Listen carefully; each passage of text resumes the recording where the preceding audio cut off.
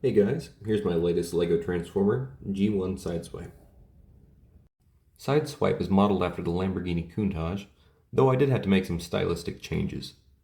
The first change I made was to the shape of the car. A normal Countach has a very flat wedge shape, which really doesn't translate very well to LEGO. What I went for was a more cartoony style, which I think looks pretty good. And secondly, his rear windshield is a bit more angular as opposed to being rounded off. And it's also black, which I think kind of matches with the front windshield a bit better, and I don't know, it just gives it a better overall shape in my opinion. And for details, he does have his little side view mirrors. He's also got tail lights or brake lights. I made them translucent orange instead of translucent red because I think it looks a bit better than, having black, red, and translucent red all together. It doesn't really blend very well. Also, I think this looks pretty cool. You can almost pretend that's an exhaust or something, but either way, it looks kind of cool from the back.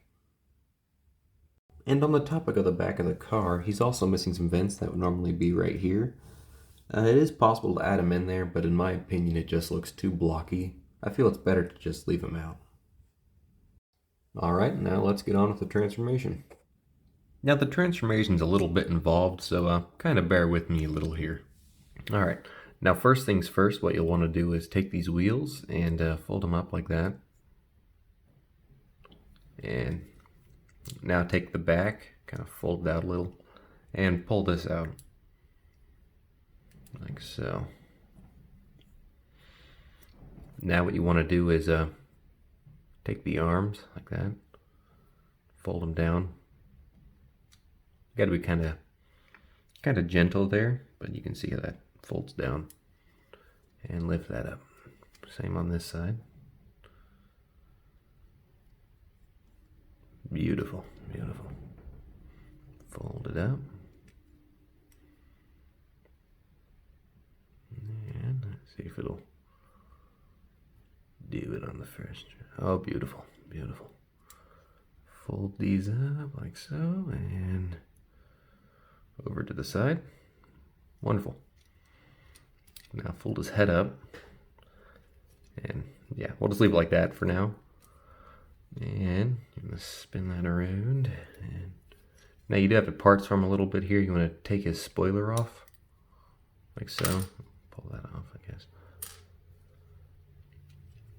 And split the legs apart like that.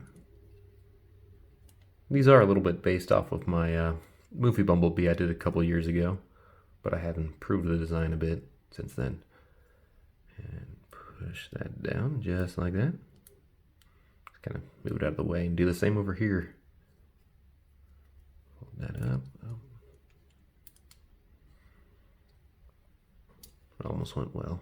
What can you do, I guess?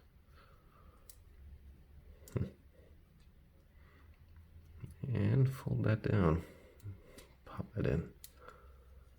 And pull that over.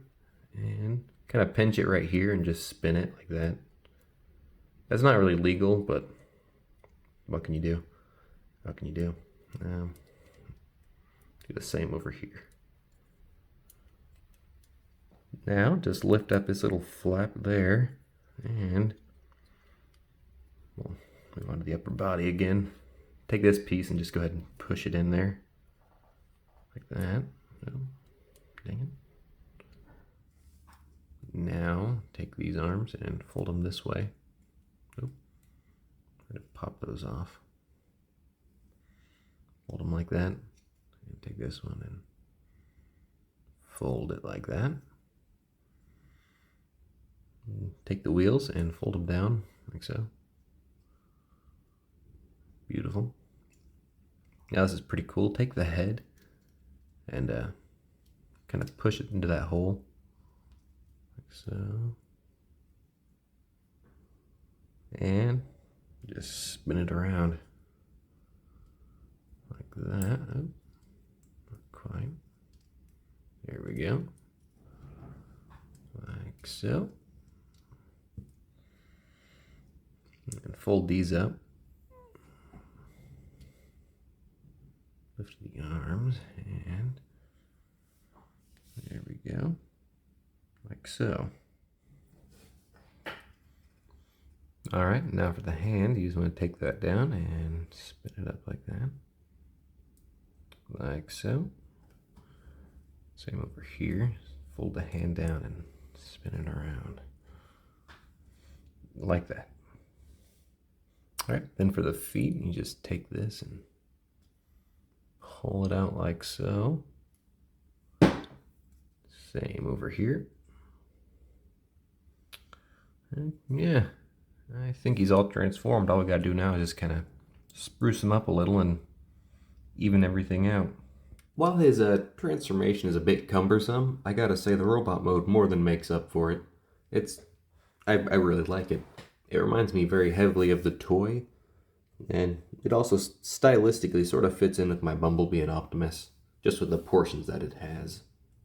Unfortunately, I did take apart Bumblebee quite a while ago, but if you can hold out for a while, I will be making a version 2 of him. Now for articulation, he does have a little bit of movement there, as well as hand and a little bit of foot movement. You can move his knees just a little, but that's about the full extent. And his head is on a ball joint, which is really cool. And on the topic of his head, I'm really proud of how it turned out. Initially, I had a lot of clearance issues between his head and his hands, as well as the windshield. So to be able to get this big old head and fit it in there without compromising on it and, going for just a standard head that you see on every other Transformer, I'm really proud of how it looks. And it's on a ball joint too, which is cool. So, I already mentioned that, but it's worth mentioning again. The next thing I'd kind of like to talk about are the arms.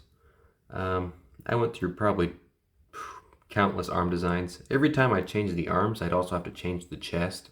When I changed the chest, it would change how the head works. And then also trying to find the clearance for his crotch piece. It was very difficult. I nearly scrapped his design several times, actually, and just abandoned him. Kind of glad I didn't do that, I guess. And while the arms aren't terribly accurate, I think they look pretty good. Really, they should be all white and red, but I think having that black in there kind of splits them up and gives them a bit more depth. If you'll remember earlier, I took his spoiler off in car mode. He does have storage for it on the back. You can see there's those little pegs right there, and you can just stick it on. I prefer to just leave the spoiler off, though, and have him be a parts warmer. And lastly, sorry if the video's kind of been all over the place. I haven't uploaded for 2 years, so I'll have to kind of get back into the groove of making videos. Hopefully next week I'll have instructions up for him, and probably 2 weeks after that I'll have another Transformer out. Alright, thanks for watching.